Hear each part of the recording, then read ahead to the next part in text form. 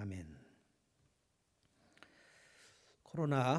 우리가 코로나로 지금 1년 반 동안 고통을 당하고 있는데 아마도 점점 좀 출구가 보이지 않나 하는 생각이 좀 듭니다. 오늘 저녁에 제가 뉴스를 잠깐 봤는데 백신을 맞은 사람들은 인원 제한에 관계없이 어디든지 갈 수 있다고 합니다. 그러니까 백신을 맞은 다음에는 백신을 2번 맞으신 분들은 예배당에 어느 때나 오실 수 있겠습니다. 몇 명 제한이 없다고 합니다. 추석 때는 아마도 마스크를 벗게 되지 않을까 하나 싶은 생각이 들고, 우리가 성탄절은 좀 VIP들을 모셔놓고 한번 하게 될 그런 시간이 될 것도 같습니다. 그런 기대를 가져보면서 오늘 이 말씀을 묵상하겠습니다. 악한 자의 집은 망하겠고 11절입니다. 제가 읽어보겠습니다. 11절. 악한 자의 집은 망하겠고 정직한 자의 장막은 흥하리라. 망하는 집이 있고 흥하는 집이 있다라고 얘기했습니다. 시편에는 악인의 길은 망한다 그랬는데, 오늘 잠언에는 악인의 집은 망한다.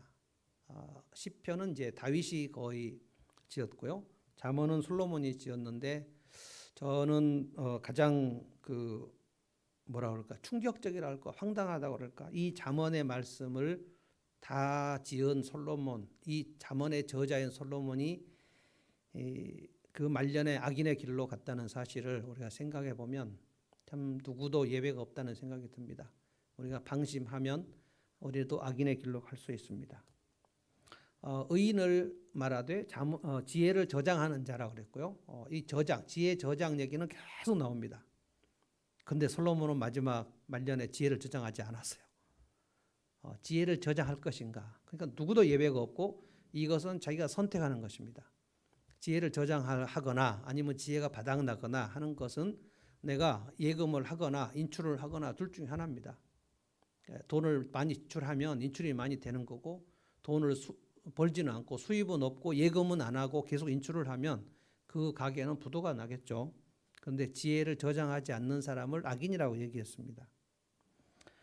그런데 그 집 얘기가 나옵니다. 오늘은 악인의 집, 그러니까 한 개인의 인생을 지금 말하는 것이 아니라 그 개인과 함께 그 집이 어떻게 흥하는가, 그 집이 어떻게 망하는가를 지금 얘기하는 거예요. 그러니까 시편은 악인의 길은 망하리로다 그랬는데, 오늘 11절 말씀해 보면 악한 자의 집은 망한다 그랬어요. 그러니까 그 집이 어떻게 세워지는가, 그 집이 어떻게 망하는가를 이제 보겠습니다. 1절을 한번 볼까요? 다 같이 한번 읽을까요? 1절입니다. 한번 읽어봅시다. 시작. 지혜로운 여인은 자기 집을 세우되 이 미련한 여인은 자기 손으로 그것을 허느니라. 악인은 지혜가 없는 사람입니다. 그래서 지혜가 없는 사람을 미련한 여인이라 그랬는데, 어떻게 여자만 그러겠습니까? 남자도 마찬가지, 여자도 마찬가지인데, 미련한 여인, 미련한 인생은 자기 손으로 그것을 헌다 그랬어요. 그러니까 지혜가 그 창고에 바닥에 난 사람은 자기 손으로 헐어요. 여러분, 누가 그 집을 허무는가? 다른 사람이 허무는 게 아니에요. 우리가 중요한 인생의 원리를 여기서 좀 생각할 필요가 있습니다. 우리가 어떤 경우 내 실수로 질병도 걸리고 내 실수로 사고도 당하는데, 어떤 경우에는 타인의 실수로 사고를 당하기도 하고, 음주운전 차량 때문에 교통사고도 당하기도 하고, 굉장히 장애를 입기도 하고, 누군가를 잃기도 하고, 다른 사람이 우리 집에 불을 질러서 우리 집이 불타기도 하고, 그래서 다른 사람이 내 사업에 사기를 쳐서 부도가 나기도 합니다. 그런데 놀라운 것은 망할 때는 자기 손으로 그것을 허문다 그랬어요. 그러니까 망하는 인생은 어느 누구도 타인이 그의 인생을 망하게 할 수가 없다는 것을 지금 여기서 얘기합니다. 자기가 자기 손으로. 제가 1절을 다시 한번 읽겠습니다. 지혜로운 여인은 자기 집을 세우되, 자기가 집을 세우는 거예요. 미련한 여인은 자기 손으로 그것을 헐어요. 그러니까 인생이 망할 때, 그 집이 망할 때 다른 사람이 와서 그 집을 허물어뜨리는 게 아니란 말이에요. 그러니까 어떤 사고를 당하거나 부도를 당하거나 사기를 당하거나 또는 IMF가 오거나 가게가 문을 닫거나 해도 그것 때문에 인생이 망하는 것은 아니고, 어떤 경우에 망하는가? 자기 손으로 그것을 허물 때 망한다는 거예요. 아무도 나의 인생을 망하게 할 수가 없어요. 이걸 오늘 생각해야 됩니다. 그러니까 내 인생과 내 집이 망하게 된다면 그것은 내가 그렇게 한다는 거예요. 그러니까 나의 인생의 복과 화가 나에게 달려 있다는 거예요. 그건 신명기에 하나님께서 이스라엘 백성들에게 복을 받는 법, 화를 당하는 법, 너희들의 인생에 생명과 평강이 오는 법, 샬롬이 오는 법, 너희들의 인생에 재앙이 오고 끌려가고 쫓기는 법, 이것을 아주 상세하게 기록했습니다. 모세가 마지막 신명기 이스라엘에게 유언할 때 정말 그 모세의 유언이 신명기거든요. 에발산과 그리심산 양쪽 산에다가 백성들을 모아놓고 이렇게 너희가 순종하면 복을 받으리라 하면 이스라엘 백성들이 아멘 하게 만들고요. 이렇게 너희가 하나님을 떠나고 불순종하면 이렇게 너희가 재앙을 받으리라 그러면 백성들이 아멘 하게 해요. 그거를 수없이 하게 합니다. 이렇게 하면 너희는 망한다. 성경에는 망하는 법칙에 대해서 아주 상세하게 나와 있습니다.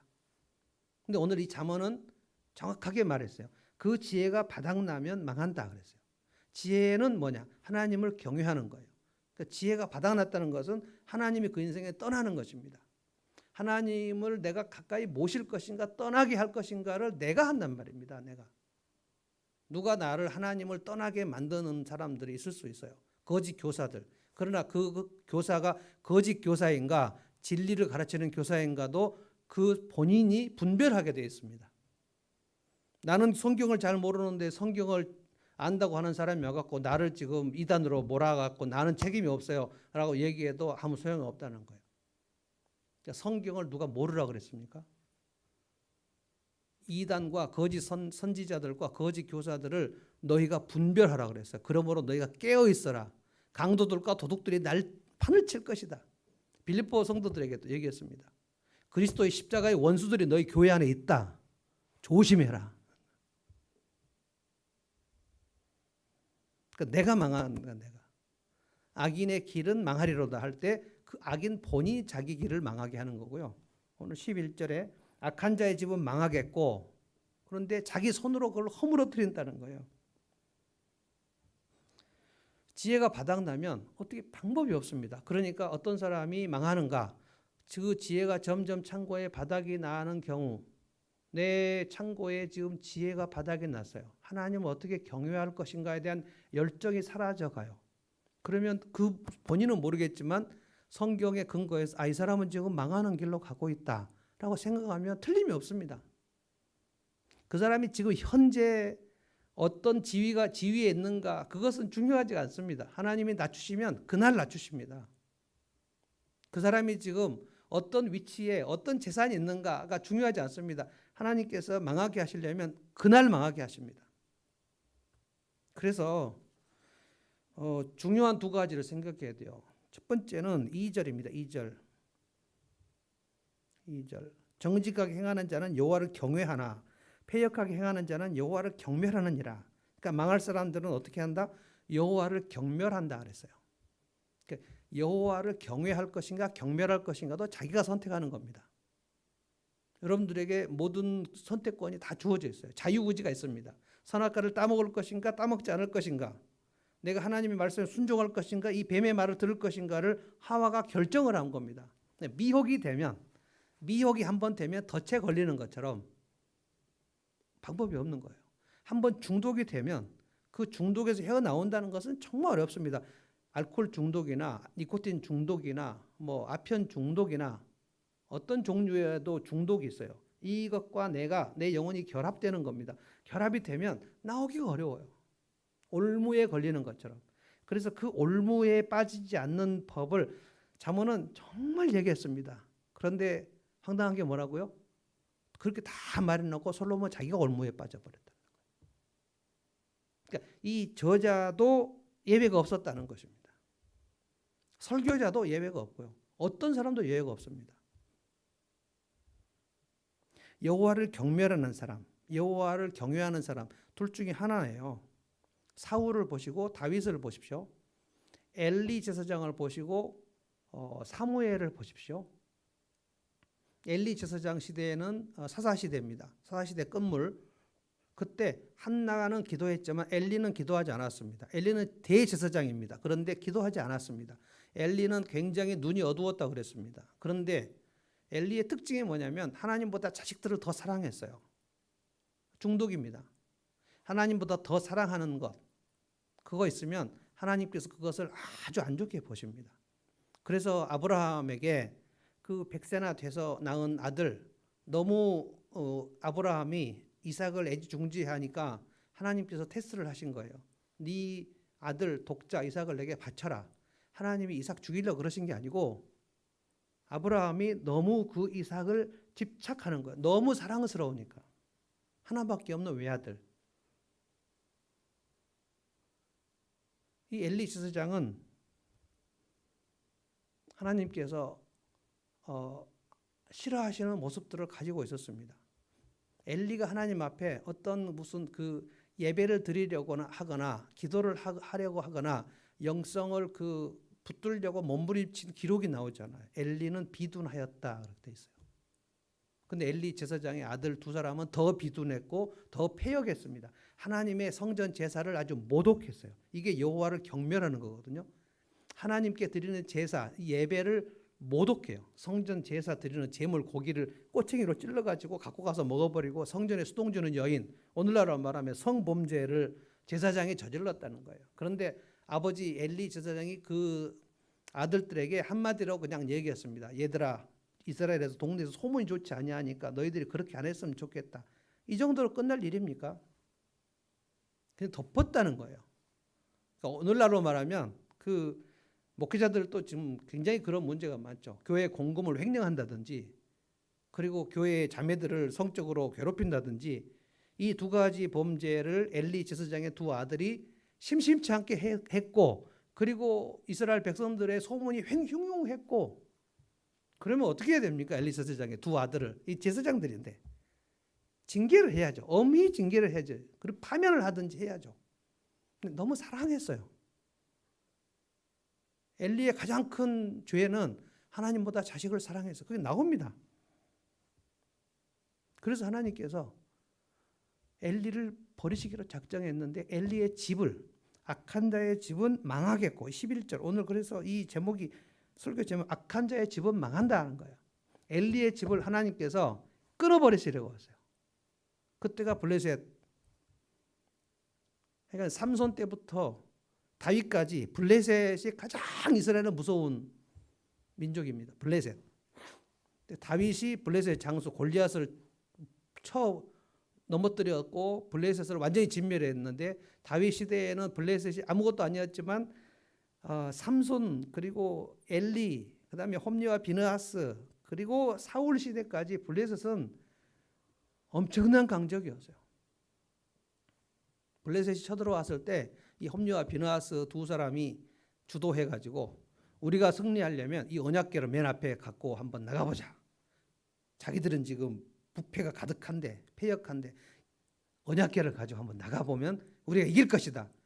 그 어리석은 백성들이 홈리와 비느하스 제사장님이 그렇게 얘기하니까 언약궤를 메고 맨 앞으로 나가 와 하고 나갔다가 그날 다 패배했거든요. 하나님께서 그 걸음에 함께 하시지 않았다. 이번 주에 저는 인생 앞길 계획의 법칙에 대해서 잠언 16장을 지금 준비하고 있는데 하나님이 함께 하시지 않는 그 길은 망합니다. 알지 못했어요. 그러고 나서 홈리와 비느하스는 그날 거기서 전사합니다. 그 아들이 전사하는 소식을 듣고 충격받아갖고 엘리 제사장이 목이 물어서 죽었습니다. 그날 다 죽어요. 여러분 엘리 제사장의 집은 그렇게 망합니다. 왜 그런가? 하나님께서 엘리에게 말씀하시지 않아요. 하나님께 엘리에게 침묵해버려요. 엘리는 그래서 하나님의 은혜를 받을 통로가 단절돼 버립니다. 그 말씀의 기근이 들어버려요. 말씀 안 하세요. 엘리 제사장한테. 그 어린 사무엘을 불러가지고 아직 사무엘은 지금 하나님 음성도 잘 못 듣고 있는 어린 아이인데 한나 엄마가 엘리 제사장한테 거기다 성전에 바쳐버렸거든요. 사무엘을 하나님께서 불러서 말씀하시는 것이 사무엘상 2장 30절 나 여호와는 나를 존중히 여기는 자를 존중히 여기고 나를 경멸히 여긴 자를 경멸히 여길 것이다. 나를 경멸히 여기는 자가 누구예요? 엘리 제사장입니다. 엘리의 집은 망한다. 이 얘기를 엘리에게 하지 않고 사무엘에게 한단 말이에요. 하나님께서 대화의 통로를 옮겨버립니다.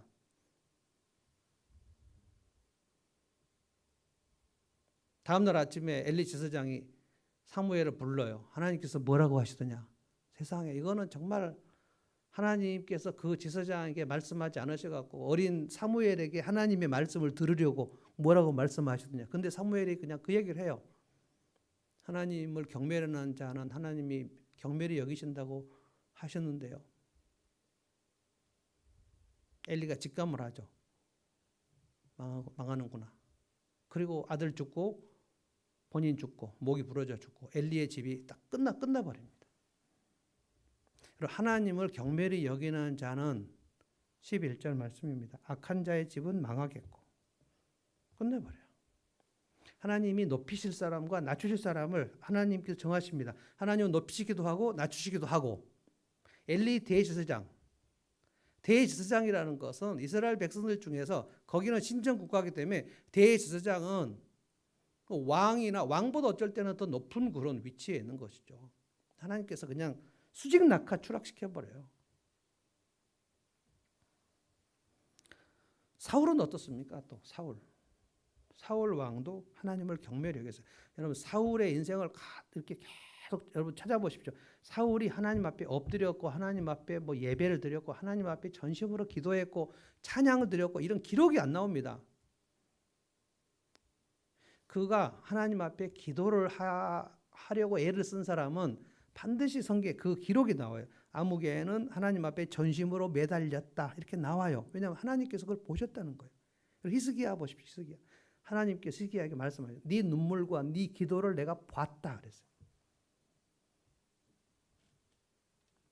우리가 기도를 하려고 할 때 내가 기도해야 되겠다. 이 마음도 하나님 아시고 우리가 하나님 앞에 엎드렸을 때 말이 잘 안 나와도 주님 할 때도 하나님은 보시고 내가 속으로 에이구 기도를 하면 뭐 하겠어 라는 생각을 하실 때 우리의 마음을 아시고 이미 거기서 인생이 끝나는 거예요. 기도해야 돼 라고 생각하는 사람과 기도를 뭐 때문에 해야 되지? 싫다. 내가 찬양하고 싶다. 영적인 욕구가 나오는 사람과 영적인 욕구가 실증 하기 싫다. 성경 읽기 싫어. 예배 드리기 싫어. 기도해야 하기 싫어. 개인 기도도 싫고 대표 기도 싫고 다 기도 싫어.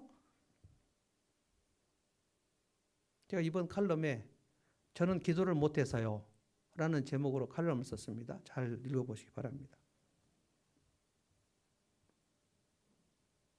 사울이 죽은 이후에도 사무엘하 1장 3장 1절 보면 이렇게 되어 있어요. 다윗의 집은 점점 강하여져 가고 사울의 집은 점점 약하여져 가느니라. 악인의 집은 점점 쇠하여 가고 의인의 집은 점점 부강하게 된다. 이것이 성경의 법칙이에요.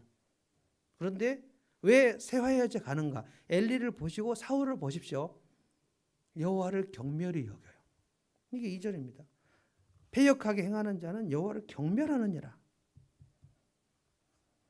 사울은 왜 망했는가? 엘리는 왜 망했는가? 성경에서 너무 많은 예를 들어요. 얘도 망했고 얘도 망했고 얘도 망했고 이스라엘 백성 전체가 망했고 므낫세도 망했고 망한 사람 얘기가 너무너무 많이 나와요. 그중에는 지위가 높은 사람, 재산이 많은 사람, 나발 같은 사람은 재산이 엄청 많았는데 몸이 돌같이 딱딱하게 굳어서 죽어버렸죠. 아합, 이세벨 악하니까 하나님께서 아합의 집을 끊어버리시겠다 그랬어요.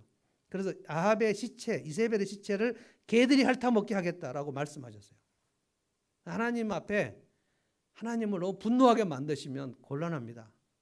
그것이 여호와를 경멸하는 겁니다. 9절을 보시겠어요? 9절. 여호와를 경멸하는 자는 어떤가? 미련한 자는 죄를 심상히 여긴다 그랬어요. 심상이가 되게 어려운 말이에요. 심상이가 뭐겠습니까? 심상이는 두 단어로 번역을 해보겠습니다. 가볍게, 그리고 우습게 죄 짓는 일을 가벼운 일로 여긴다는 거예요. 하나님을 경멸하고도 그것이 뭔지 모른다는 거예요. 죄를 우습게 여겨요. 다른 말로 하면은 뭐라고 그러냐면은 그 세번역에는 속죄 제사를 우습게 여긴다 이렇게 말했습니다. 속죄를 우습게 여겨. 그러니까 하나님 앞에 내 죄를 회개하는 것도 우습게 여긴다는 거예요. 아이고 그거 뭐 회개는 해서 뭐해? 맨날 하나님 앞에 가서 너는 질질 짜냐? 뭘 그렇게 하나님 앞에 가서 울 일이 많냐? 우습게 비웃어요. 하나님 앞에 나가는 그 일을 비웃어요.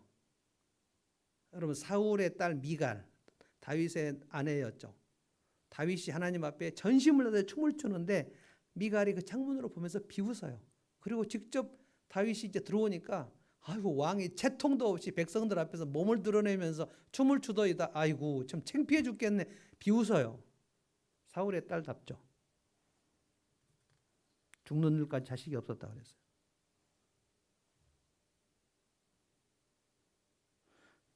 하나님을 경멸하는 사람, 죄를 우습게 여기는 사람 어떻게 망하지 않겠습니까?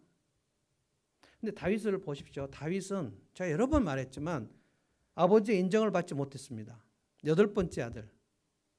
그래서 선지자 사무엘이 이새의 집에 왔을 때 그 아버지 이새가 다윗은 선지자 앞에 내보이려고도 안 했어요. 내놓은 자식이었다는 거예요. 시편에 보면 내 아비는 나를 버렸으나 이런 표현이 나오는데 이것이 진짜 그 다윗의 쓰라린 심정, 자기가 아버지의 버림받았다고 느꼈는 것인지 아니면 가정법으로 말한 것이 정확하지는 않습니다만 아버지의 버림을 받은 자식의 쓰라림을 다윗이 자기 입으로 말한 적이 있어요. 그러니까 실제로 다윗이 뭐 버림을 받았는지 어쩐지는 잘 모르겠지만 적어도 선지자가 왔는데 선지자가 그 이스라엘의 기름 부은 자 이스라엘의 지도자를 뽑으려고 왔다는 사실을 알고 다윗을 선지자 앞에 내보내지 않았다는 것은 그 아버지의 마음에 이새 아버지의 마음에 다윗 쟤 뭐에다 쓰게 했어라고 생각했다는 뜻입니다. 그래서 다윗은 어렸을 적에 그렇게 동네에서 야 저놈은 크게 될 놈이다 이런 얘기 못 듣고 살았어요. 별 볼 일 없었단 말입니다. 하나님께서 들어쓰시죠. 점점 다윗의 집은 점점 강하여져 가니라. 그러니까 단번에 하나님께서 강하게 하시고 막 단번에 확 높이시고 그렇진 않아요. 놀라운 거는 추락할 때는 단번에 추락하지만 올라갈 때는 제가 몇 번 얘기했죠. 인생은 KO승이 없어요. 판정승입니다. 차근차근 점수를 땁니다. 이럴 때 왕창 잃어버리는 거예요. 차근차근. 다윗이 처음에 왕 될 때 30살에 유다 지파의 왕, 유다 지파가 다윗의 친족입니다. 유다 지파만 다윗을 왕으로 옹립을 했어요. 나머지 11지파는 사울 편에 있었기 때문에 다윗에 대해서 굉장히 의구심을 가지고 있었어요. 혹시 사울이 맨 그 가짜 뉴스를 퍼뜨렸어요. 저놈이 역모를 꾸민 놈이다. 그래서 사울의 편의 11지파 백성들은 다윗이 혹시 사울을 패망하게 하는데 무슨 꿍꿍이를 품지 않았을까? 약간 오해받을 만한 일을 한 것은 뭡니까? 블레셋 진영으로 망명한 거예요. 블레셋과 이스라엘 백성들은 원수지간인데 너무나 도망갈 데가 없으니까 블레셋으로 피했단 말입니다. 거기서도 근데 죽을 뻔해가지고 미친 척하고 도망 나오고 근데 또 한 번 또 갑니다. 아 내가 이러다가 진짜 죽겠다. 그 다윗은 그 기도하고 가만히 있었던 게 아니에요. 너무 열심히 도망 다닙니다. 그래서 두 번째 블레셋에게 또 쫓겨갔어요. 그러니까 이스라엘 백성들이 생각할 때 저 블레셋 원래 저 블레셋하고 혹시 내통해가지고 우리나라를 넘보는 놈이 아닌가라는 생각을 지울 수가 없었어요. 그래서 유다 지파의 왕으로 7년 있었습니다. 7년. 30살에서 37살까지. 근데 그 사이가 뭐냐면 사무엘하 3장 1절 다윗의 집은 점점 강하여 가고 사울의 집은 점점 쇠하여 가니라. 그 사울의 아들 이스보셋이라는 왕, 정말 힘도 없는 왕이 있었어요. 그 왕을 호위하는 사람이 강력한 군대 장관, 전두환 같은 아브넬이 있었어요. 아브넬이 이스보셋을 막 혼내면 이스보셋이 가만 아무 말도 못하고 그랬습니다. 이스보셋의 후궁을 아브넬이 취해서 자기가 겁탈해 버리고 나서 이스보셋이 아브넬에게 너 왜 내 후궁을 그러니까 쓸데없는 소리 하지 말라고. 내가 당신을 죽일 수도 있었는데 이스보셋이 꼼짝 못합니다. 나중에 사울의 부하들 중에서 이스보셋을 죽여버리고 다윗에게 망명했다. 하나님께서 다윗이 그 두 군사를 죽여버립니다. 근데 아브넬도 나중에 요압의 칼에 죽고 막 이러니까 다윗은 정말 그 11지파의 마음을 얻어야 되는데 사울의 그 친위 부대장 아브넬이 요압 자기 부하 친복이 죽였기 때문에 진짜 곤혹스러웠어요. 내가 이스라엘 11지파의 마음을 이제 잃었다. 정말 요압이 싫었어요. 다윗은 요압을 죽여버리고 싶었을 거예요. 근데 요압, 아사헬, 아비세 이 세 형제 다 친척입니다. 다윗하고. 다윗이 이렇게 탄식을 했어요. 내가 왕이긴 하지만 내가 너무 힘이 없고 어려서 이 스루야의 아들들 이 세 명을 내가 이겨낼 수가 없다. 진짜 요압이 아브넬을 죽였을 때 다윗이 막 애통하면서 울었습니다. 완전히 잘 되고 있는데 그냥 죄를 뿌려버린 거예요. 그 시간이 7년이 지났는데 11지파의 백성들이 그래 다윗이 진짜 사람이 크고 사람이 우리를 품을만 하구나. 이걸 7년 동안 관찰하다가 결국 7년 후에 다윗이 37살 됐을 때 11지파가 모두 와가지고 뭐라고 말했는지 아세요? 다윗 왕이시여. 사울 왕이 살았을 때도 우리는 다윗 왕이 우리를 다스리고 있다고 생각했습니다. 점점 하나님이 강하게 하십니다. 왜 그래요? 다윗은 하나님을 경외해요. 그러니까 지혜를 계속 축적해요. 하나님을 경외하는 사람은 지혜를 축적해요. 지혜 창고에 가득해요. 그럼 이것은 법칙입니다. 지혜를 축적했는데 그 인생이 망한다? 있을 수가 없어요. 지혜를 구할 때 어떻게 구하라 그랬죠? 은을 구하듯이, 금을 찾듯이. 그러니까 잠언 성경 말씀을 안 읽는 사람, 묵상하지 않는 사람만 손해입니다. 은덩어리, 금덩어리가 사라지는데도 그거를 모르는 거죠.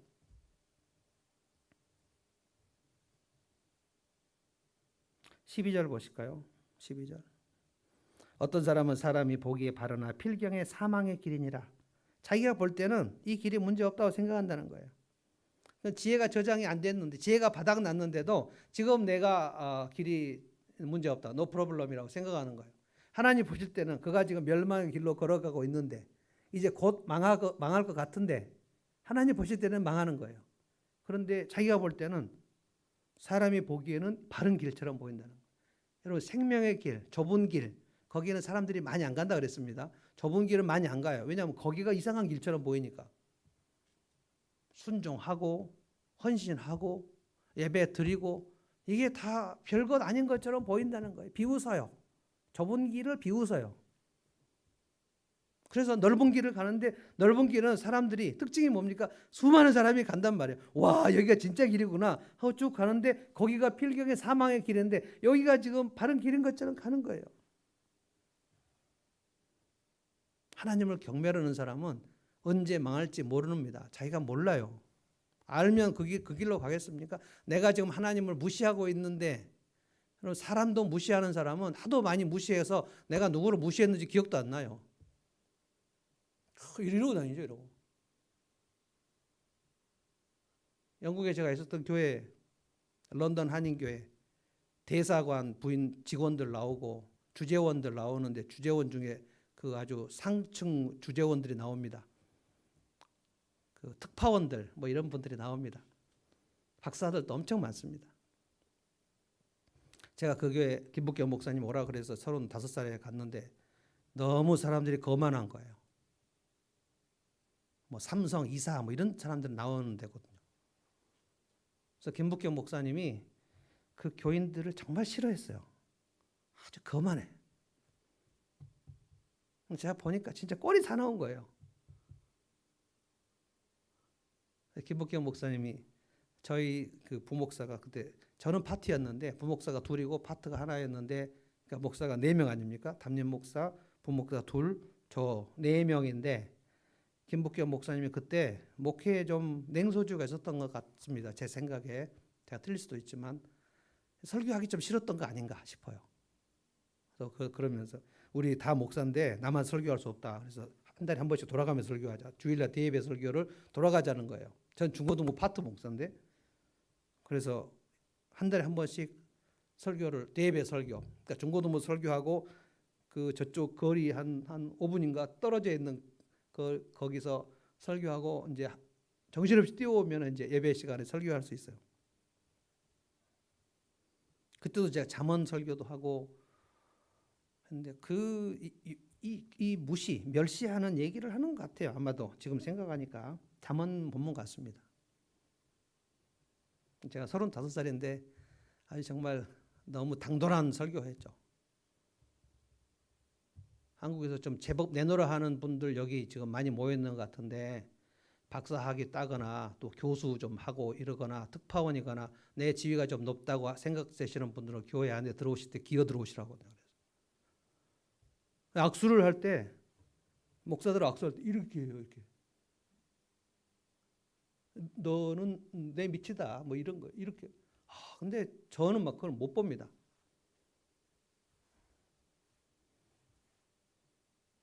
지금 생각하면 좀 너무한 것 같아요.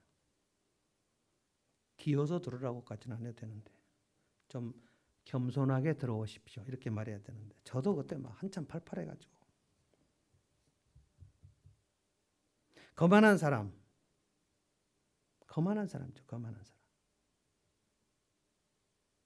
3절에 보면 미련한 자는 교만하여 입으로 매를 자청하고 교만하고 거만한 사람은 매를 자청한다. 입으로 거만한 말을 하니까 하나님 보실 때 얘는 매를 버는구나.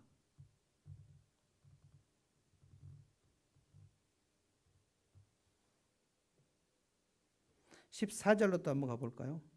14절에 보면 마음이 굽은 자를 말해요. 마음이 굽은 자. 마음이 기역자로 굽었어요. 이렇게. 하나님 앞에 마음이 굽었다. 그러니까 잠언은 마음이 똑바르다. 이걸 정직이라고 얘기합니다. 정직이 영어 성경에는 그 honest로 나오지 않아요. 항상 잠언과 시편에 정직이라는 말을 쓸 때는 영어로 upright라는 표현을 씁니다. upright는 똑바로 섰다. 저는 늘 이 말씀 드릴 때 피아노, 이게 upright 피아노입니다. 그랜드 피아노가 있고 upright 피아노가 있어요. 이거 똑바로 그냥 섰다는 거예요. upright랑 하나님 앞에 마음이 똑바로 선 걸 말해요. 똑바로 서거나 굽었거나. 근데 어떤 사람은 마음이 굽었다는 거예요. 그러면 자기 행위로 보응이 가득하다. 하나님께서 마음이 굽은 사람은 반드시 보응하십니다. 보응은 보상하고 달라요. 보상은 반드시 상을 주신다는 거고 보응은 보복을 하신다는 거예요. 마음이 굽은 사람들 하나님께서 보응하셔요. 저는 몇 번 설명했는데 하나님께서 주시는 보상은 딱 이겁니다. 그 사람 주변에 그를 신뢰하는 사람들이 가득. 보응은 뭡니까? 정반대예요. 그 사람 주변에 그를 믿어주는 사람이 아무도 없는 거예요. 자기 배우자도 안 믿어주는 거예요. 너를 어떻게 믿냐? 네가 말하는 거는 콩으로 매주를 써도 못 믿어 라는 얘기를 많이 들어서 사람이 주변에 떠나버려요. 좋은 사람들이 다 떠나버려요. 이게 이제 광야에 심기운 떨기나무 같은 겁니다. 그래서 그 집이 망하게 되려면 그가 어떤 생각을 하냐면 하나님을 경멸히 여기고요. 첫째. 그 다음에 나는 내 길은 지금 아무 문제가 없다라고 생각하는 거예요. 자기를 과하게 믿어요. 나는 그냥 괜찮아. 그래서 중간평가를 해봐야 되는데 곧 낭떠러지로 떨어지려면 여기가 지금 어딘지를 알아봐야 되는데 질문은 두 가지예요. 하나는 나는 하나님을 얼마나 경외하려고 애를 쓰는가? 나는 예배 시간이면 어떠든지 예배를 드리려고 애를 쓰는가? 주일 예배는 내가 무슨 일이 있어도 목숨 걸고 지키는가? 수요 예배 말씀을 내가 들으려고 사모하는가? 목장 모임 내가 어떻게 해서든지 목장 모임에 참여하려고 애를 쓰는가? 혹시 목장 모임이 빠지게 되면 진짜 미안합니다. 목자에게 얘기를 하고 다음에는 빠지지 않겠다. 왜냐하면 그 공동체의 모임이 시너지가 있어서 그 모임 속에서 서로 사랑하는 새 계명을 이루는 연습하는 곳이잖아요. 새 계명을 해서 서로 사랑해서 서로 아끼고 섬기고 돌보고 안부를 묻고 그래서 서로 사랑해서 영혼을 구원하고 대사명을 이루는 그 최전초 기지가 목장인데 목장 내가 꼭 가야 되나? 예배 꼭 드려야 되나? 오늘 수요 예배인데 내가 드려야 되나? 에이, 텔레비나 보자. 피곤한데 뭐 예배를 드려. 이게 하나님 경멸하는 거거든요. 중간 평가를 스스로 해보시면 돼요. 내가 예배를 드리고 찬양하는 일이 지금 점점 즐거운가? 아니면 이게 점점 싫은가? 점점 싫으면 그 악인의 집은 이제 망하는 길로 가는 겁니다. 두 번째는 나를 따르고 신뢰하는 사람들이 내 주변에 있는가? 점점 이제 너는 진짜 믿을만해. 어떻게 그렇게 사람이 신실하냐? 이런 얘기를 점점 듣는가? 아니면 야 진짜 너의 말은 정말 못 믿겠어.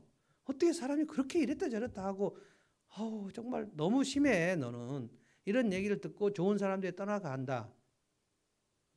그 인생이 흥하고 그 집이 세워지려면 그 주변에 하나님을 경외하는 좋은 사람들이 포진합니다. 근데 그 집이 망하려면 아주 불의하고 악하고 거짓말하는 사람, 하나님을 멀리하는 오만한 사람들이 포진합니다.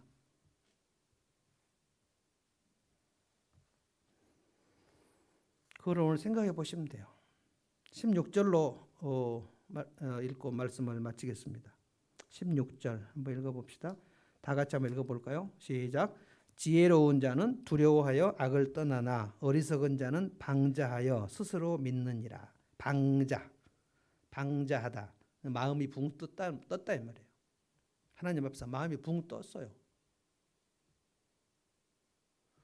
저는 한국교회가 지금 마음이 붕 떴다고 생각합니다. 우리나라에 복음이 들어왔을 때 20세기 초 우리가 일제 강점기에 복음 대원군 때 들어와가지고 평양이 교회가 부흥할 때는 일제 강점기 1910년부터 그랬을 때요. 그 독립운동 하던 민족 대표들 중에 교회 지도자들이 많았고, 그래서 옛날에 우리나라 초창기 기독교 초창기에는 나라의 지도자들이 교회의 지도자들이었어요. 안창호 선생, 조만식 선생, 이승훈 선생, 유관순, 엄청난 강한 기독교인들이었습니다. 언제부터 지금 한국 교회가 세상에 지탄을 받게 되는 교회가 되어버렸는가? 박정희 전두환 1960년, 70년, 80년 그때 군부 독재 정권들과 함께 돌아갔어요. 함께 전두환 찬양하고 박정희 찬양하고 지금 뭐 아주 유명한 이제 우리나라의 지도자들 중에 아주 유명하신 한경직부터 시작해서 뭐 굉장히 저는 그래도 한경직 목사님은 제가 마음으로 존경합니다만 그때 전두환 국보위 상임위원장 하나님이 그 축복하신 지도자라고 온 국민 앞에서 그렇게 했어요. 나중에 아마 사과도 하고 한경직 목사님 신사참배도 사과했습니다. 지금 다른 목사님들은 사과도 안 했어요. 박정희 군부독재, 전두환 국부독재 거기서 얻은 검은 이익들하고 한국교회는 같이 성장했습니다. 그거를 대한민국 국민들이 다 알아요. 그러고 나서 교회 덩치 키우는 일이 있어요. 교회 성장의 혈안이 돼가지고 누가 더 큰 교회인가, 누가 잘하나 그 경쟁하고 자랑하고 그래서 빛과 소금의 역할은 다 상실해버리고 마음이 붕 떠가지고 그러다가 코로나 닥쳐갖고 지금 믿음이 뚝뚝 떨어지고 있습니다. 지금. 아마 코로나가 끝나고 다시 모이려고 하면 한국 교회에 한 3분의 1 정도는 못 모일 거예요. 내 인생은 앞으로 어떻게 될 것인가? 오늘 망하는 인생, 망하는 집은 명확히 하나님 말씀하셨습니다. 첫 번째로 그는 여호와를 경멸한다 그랬어요. 어리석은 여인은 자기 손으로 집을 허문다 그랬어요. 자기가 망하게 하는 겁니다. 누가 그 인생을 망하게 하는 게 아닙니다. 누가 사기를 쳐서 우리 집 부도가 났다 할지라도 그것 때문에 내 인생과 내 집이 망하는가? 아니란 말입니다. 그가 여호와를 경멸하기 때문에 망하는 거죠. 내 인생에 내 속마음에 여호와 하나님을 경멸히 여기는 마음이 있으면 그는 모르겠지만 하나님께서 보실 때 너의 집은 망한다. 내가 너를 책임져 주지 않겠다. 나를 존중히 여기는 자를 내가 존중히 여기겠다. 다윗의 집을 보고 사울의 집을 봐라. 엘리의 집을 봐라. 아합의 집을 봐라. 얼마나 많은 케이스들이 있습니까? 그런데 이 성경을 안 읽어버리고 귀를 닫아버리면 그 악한 집이 어떻게 망했는가의 케이스가 내가 귀를 막고 있으니까 모르는 거예요. 그러면 낭떠러지로 가는 겁니다. 아이고 예배는 드려서 뭐 하겠어. 찬양은 드려서 뭐해. 하나님 우리의 왕이신데 왕이신 나의 하나님을 높이 소리 높여 할 때 내 목청을 다해서 해야 되는데 저도 지난주에 수요 예배 그 컴퓨터로 한번 참석해 봤어요. 어지러워서 제가 여기 본당에 못 왔는데 3층에서 목양실에서 컴퓨터로 참석해 봤는데 찬양 따라하기가 만만치가 않더라고요. 지난주는 또 찬양도 어려웠어요. 또 같이 못 하겠더라고. 한참 내가 보고 있었어요. 찬양 보고 있다가 그럼 안 되지. 목사가 그래도 찬양을 따라해야지. 그래서 찬양을 따라하는데 아마 여러분 집에서는 찬양 따라하기도 좀 만만치 않을 거예요. 정말 이 온라인은 예배가 제약이 많습니다. 예배 드리다가 뭐 물 마시러도 가고 뭐 아마 화장실도 가고 뭐 텔레비 틀어놓고 보시는 컴퓨터 놓고 보시는 분도 있을지 모르겠어요. 주님은 다 보시죠. 주님 다 평가하십니다. 야, 얘는 나를 경외하는구나. 얘는 나를 경멸히 여기는구나.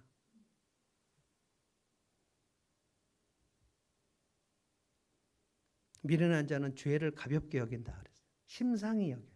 이게 뭐 별건가? 예배 이게 뭐 별건가? 그렇지 않죠. 하나님은 지금도 우리 예배를 받으셔요. 보좌 위에서 우리 예배를 받으시고 말씀하십니다. 말씀하셔요. 네가 지혜를 저장해라.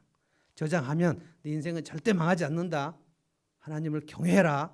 그러면 망하지 않아. 이 말씀 오늘 붙들어야 돼요. 그래서 왕이신 나의 하나님, 이 찬송을 우리가 부를 때 왕이신 나의 하나님, 내가 주를 높입니다. 찬송하겠습니다. 왕의 명령이 떨어졌을 때 그걸 뭐 대충 소홀히 여길 수가 없다는 거예요. 왕이신 나의 하나님께 예배를 드릴 때 내가 주님을 높인다. 어떻게 높일까요? 내가 내 입술로 내가 주님을 높입니다 할 때 내 마음을 실어서 왕이신 나의 하나님, 내가 주를 높이고 영원히 주의 이름을 찬양하리다. 하나님께 영광을 받으십니다. 한번 찬송해 봅시다.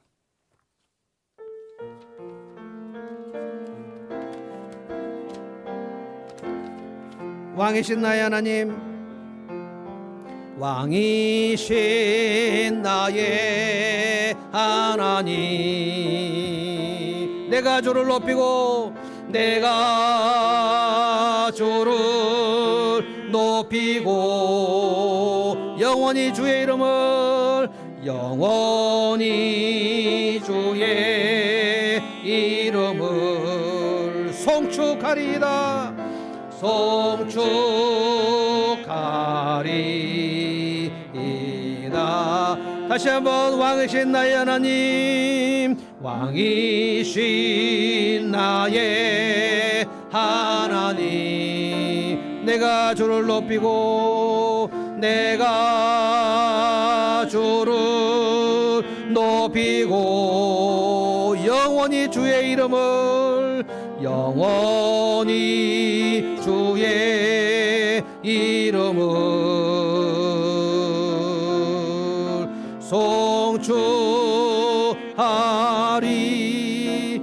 송축하리이다. 기도하겠습니다. 하나님 감사합니다. 왕이신 나의 하나님, 이 시간 예배를 받으시고 우리에게 말씀해 주셔서 감사합니다. 주님, 악인의 집은 망하는데 그 자기 손으로 그 집을 허문다고 하셨고 그 사람은 여호와를 경멸히 여긴다고 하셨습니다. 예배를 싫어하고 찬양을 싫어하며 감사하기를 싫어하고 하나님 앞에 아뢰기를 싫어하고 하나님 앞에 나오기를 싫어하면 여호와 하나님을 경멸하는 것인 줄로 믿습니다. 나 여호와는 나를 존중히 여기는 자를 내가 존중히 여기고 나를 멸시하는 자를 내가 경멸히 여기리라. 하나님, 엘리의 집을 망하게 하시는 하나님, 사울의 집을 망하게 하신 하나님, 대제사장의 그 거룩한 신분에서 수직 낙하하게 하신 하나님, 왕의 그 지위에서 바로 죽이시는 하나님, 높이기도 하시고 살리기도 하시고 죽이기도 하시고 살리기도 하시는 하나님, 오늘 이 밤에 저희가 주님을 높이기를 원합니다. 주님을 존중히 여기기를 원합니다. 주님을 경외하기를 원합니다. 주님께서 주시는 지혜를 날마다 내 창고에 저장하기를 원합니다. 그러면 주님, 그 다윗의 집을 점점 강하게 하시는 것처럼 우리의 인생과 우리의 집을 점점 더 강하게 하실 줄로 믿습니다. 샬롬으로 함께 하실 줄로 믿습니다. 이 밤에 이 말씀을 듣는 자들 중에 아무도 여호와를 경멸히 여기다가 악한 자의 집 인생으로 끝나지 아니하도록 우리에게 지혜를 더하여 주시옵소서. 예수님의 이름으로 기도하옵나이다.